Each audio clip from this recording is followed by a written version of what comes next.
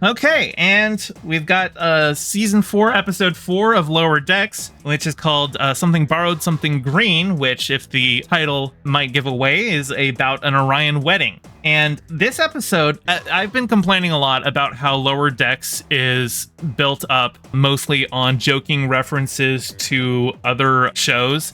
And there's like one or two joking references here to events in other shows, but it's not so reliant on that as other episodes have been. I was actually quite happy with how much it's more directly trying to build its own lore, because the show kind of even like directly points out how there's very little actual information that we have about Orion society. Even though the Orions have been around in Star Trek since the original series, the most that people know about them is they're space pirates. And so here, but Tendi's sister is getting married, and so Tendi goes to her homeworld to go to the wedding, and she brings Mariner and she brings T'Lyn, who is the Vulcan exchange officer, who I kind of feel like she's being set up as like a potential like fifth main character. But the three of them go, and because it's Orion and because Tendi's family is like a high up member in the Orion Syndicate, there's a lot of, like intrigue and like,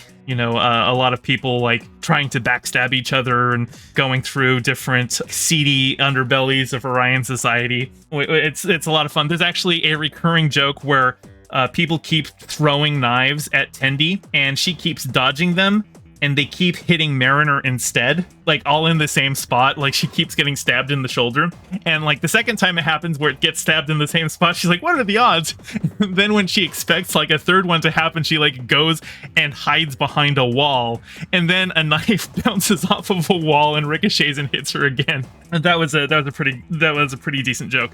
But it is good to see a lot more development of Orion Society. Now that, Lower Decks is the first show that has an Orion main character, so it's nice to see that development.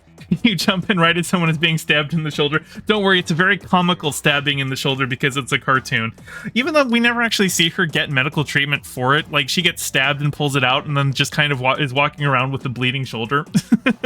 It's definitely cartoon logic right there. And then the B plot is that Boimler and Rutherford are now roommates because they're all lieutenants now, so they don't have to bunk in the ensign hallway anymore. They get their own rooms, and they seem to be like perfect roommates and nothing's going wrong, except that they both want to take care of their bonsai tree, and they start fighting over who gets to mist the bonsai tree, and they end up resolving it when they go onto the holodeck, and because they wanted to play Mark Twain on the holodeck, but then it turns out both of them dressed up as Mark Twain, and they start fighting about that. But then they realize if they start talking to each other in the southern accent as they're playing Mark Twain, that they're able to resolve all of their issues.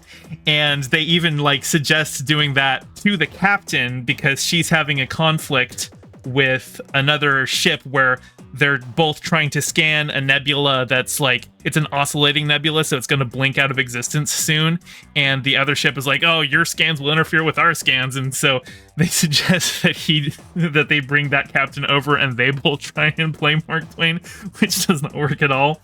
And it turned out it was just talking honestly about their own wants and desires helped them resolve things. But it's a silly episode, like all episodes of Lower Decks are silly episodes. Oh, but the episode does start. It seems like every episode this season starts with like a different alien species ship and like looking at like what their lower decks are up to before this one like tiny vessel shows up and blows up their ship. And we've seen it show up multiple times. We saw it destroy a Klingon ship. We saw it destroy a Romulan ship. And so I don't know what it is, other than it seems to be being set up as the big villain that they're going to have to confront in the season finale. If you have any theories on what that ship is, let me know in a comment below.